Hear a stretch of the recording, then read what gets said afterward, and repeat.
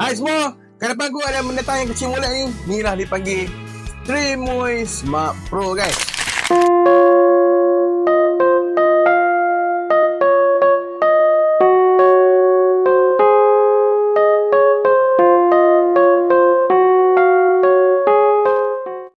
Okay guys, kat depan aku yang kecil molek ni nama dah Trimui Smart Pro. Kepada apa yang minat game retro, mesti apa tahu.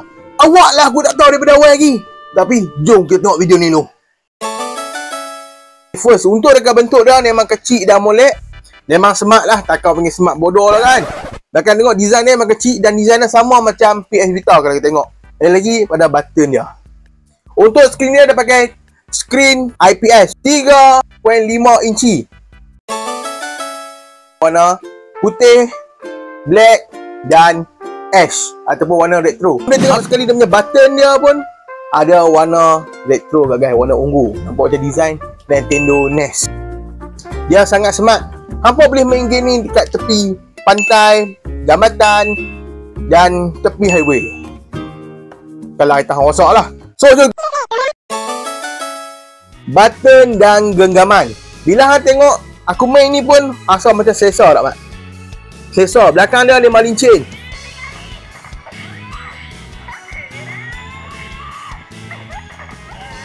Hutang dah sedap oi. Sedap oi. Serius tak tipu. Untuk genggaman dia elok. Pada tangan kecil, tangan besar, tangan raksasa semua muat. Tengok aku pegang. Dan feel dia pegang pun macam hang pegang PS Vita. Tengok. Hang pegang belakang ni lincin dia. Sedap pegang. Dia punya plastik dah pun macam berkualiti sangat guys.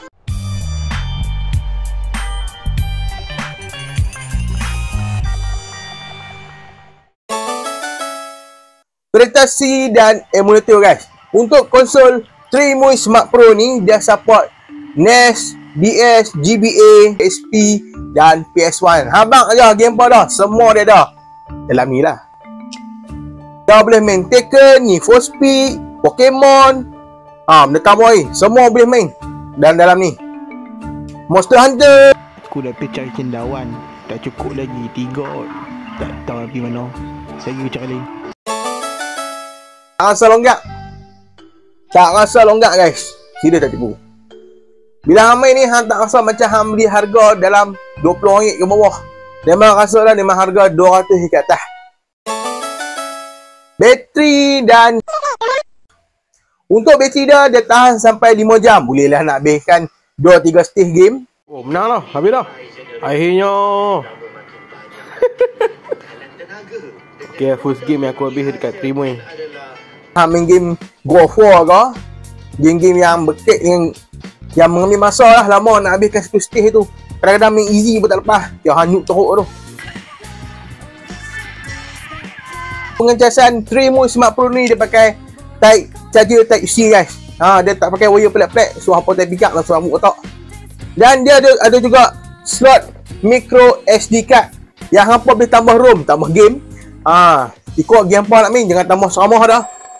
Tambah ceramah jadi kolej ni. Jadi soalan seterusnya nah.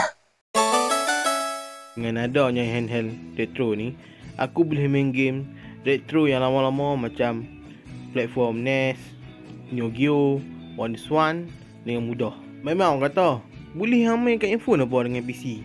Tapi yang tu feel lain. Kalau main kat satu portable handheld ni dia rasa lain sikit. Serius aku tak tipu. Kecil-kecil cilapi tapi barang ni padu kan. Peminat game retro ataupun suka buat pergi mana-mana, ini antara pilihan terbaik. Tunggu apa lagi? Like lah. Share kat kawan apa. Lawan apa ni? Ni lawan tok hang. Siap ada sayap ni. Delicious. Terbang. Dah kata dah. Hiya, aku lompat. Aku turun. Hiya. Tekan subscribe tu. Nanti aku main review datang lagi. Assalamualaikum dan selamat main game retro.